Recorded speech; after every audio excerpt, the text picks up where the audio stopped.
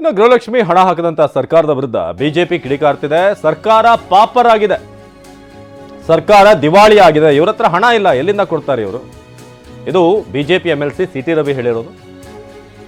ಈ ಕಾಂಗ್ರೆಸ್ ಗ್ಯಾರಂಟಿ ಇದೆಯಲ್ಲ, ಅದೊಂದು ದೋಖಾ ಗ್ಯಾರಂಟಿ, ಜನರಿಗೆ ಮೋಸ ಮಾಡುವಂತ ಒಂದು ಗ್ಯಾರಂಟಿ ಇದು ಅಂತ ಸರ್ಕಾರದ ವಿರುದ್ಧ ಬೆಂಗಳೂರಿನಲ್ಲಿ CT ರವಿ ವಾಗ್ದಾಳಿ ನಡೆಸಿದ್ದಾರೆ. ಗ್ಯಾರಂಟಿಯಿಂದ ರಾಜ್ಯದ ಆರ್ಥಿಕ ಪರಿಸ್ಥಿತಿ ಚಿಂತಾಜನಕವಾಗಿದೆ, ಸರ್ಕಾರ ದಿವಾಳಿ ಆಗುವ ಪರಿಸ್ಥಿತಿ ಬಂದಿದೆ ಅಂತ ಜಗದೀಶ್ ಶೆಟ್ಟರ್ ಹೇಳಿದ್ದಾರೆ.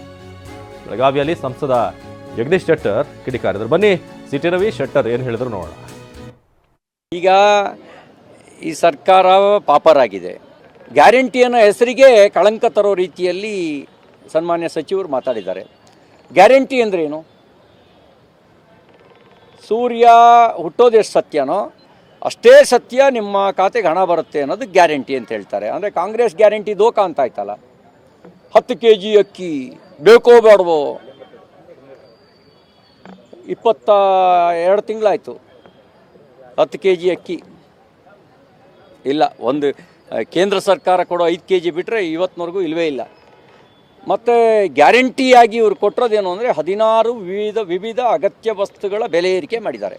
ಅದು ಬಸ್ ದರ, ಮೆಟ್ರೋ ದರ, ಹಾಲಿನ ದರ, ಆಲ್ಕೋಹಾಲಿನ ದರ, ವಿದ್ಯುತ್ ದರ ಸೇರಿದಂತೆ ಸ್ಟಾಂಪ್ ಡ್ಯೂಟಿ, ಎಕ್ಸೈಸ್ ಡ್ಯೂಟಿ ಈ ಸೇರಿದಂತೆ 16 ವಿವಿಧ ಅಗತ್ಯ ವಸ್ತುಗಳ ಬೆಲೆ ಏರಿಕೆ ಮಾಡಿದ್ದಾರೆ. ಅಂದರೆ ಬೆಲೆ ಏರಿಕೆ ಮಾಡೋಕ್ಕೆ ಇವರು ಸರ್ಕಾರ ಬಂದಿದ್ದ?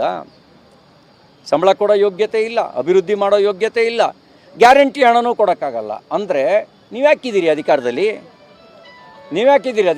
ಜನರಿಗೆ ಮೋಸ ಮಾಡೋದಕ್ಕೆ ಹೇಳಿದ್ರಾ? ಬೇಕಾ ಬೇಡವಾ ಅಂತ?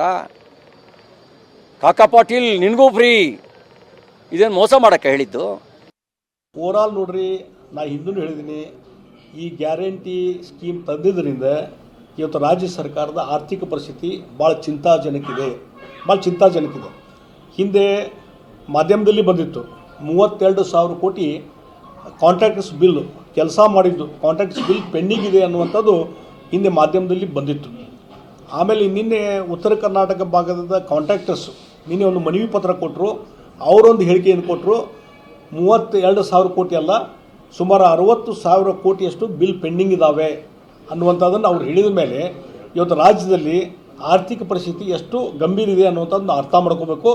ಎಲ್ಲಿವರೆಗೆ ಬಂದಿದೆ ಅಂದರೆ, ಇವತ್ತು ರಾಜ್ಯ ಸರ್ಕಾರ ಏನೊಂದು ಹೊಸದಾಗಿ ವಿಶ್ವವಿದ್ಯಾಲಯಗಳನ್ನು ನಾವು ಸ್ಥಾಪನೆ ಮಾಡಿದ್ವಿ. ಹಿಂದೆ BJP ಸರ್ಕಾರ ಇದ್ದಾಗ ಸುಮಾರು 6ರಿಂದ 8 ವಿಶ್ವವಿದ್ಯಾಲಯಗಳನ್ನು ಸ್ಥಾಪನೆ ಮಾಡಲಾಗಿತ್ತು. ಅವೆಲ್ಲವನ್ನು ಮುಚ್ಚುವಂಥದ್ದು ನಿರ್ಧಾರವನ್ನು ಕೈಗೊಂಡಿದ್ದಾರೆ. ಎಷ್ಟೋ ಶಿಕ್ಷಕರಿಗೆ ಇವತ್ತು ಸ್ಯಾಲ್ರಿ ಕೊಡುವಂಥ ಪರಿಸ್ಥಿತಿ ಇಲ್ಲ, ಸರ್ಕಾರಿ ನೌಕರರಿಗೆ ಸ್ಯಾಲ್ರಿ ಕೊಡುವಂಥ ಪರಿಸ್ಥಿತಿ ಇಲ್ಲ.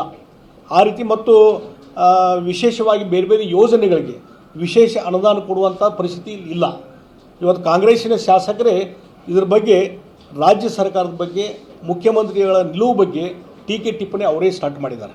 ಹೀಗಾಗಿ ಭಾಳ ಗಂಭೀರವಾದ ಒಂದು ಆರ್ಥಿಕ ಪರಿಸ್ಥಿತಿ ಇದೆ. ಆ ಹಿನ್ನೆಲೆಯಲ್ಲಿ ಇವತ್ತು ಎಲ್ಲವೂ ಮುಚ್ಚುವಂಥ ಪರಿಸ್ಥಿತಿ ಬಂದದ. ಬಹುಶಃ ಸರ್ಕಾರ ದಿವಾಳಿ ಹೇಳುವಂಥ ಪರಿಸ್ಥಿತಿ ಬಂದದ.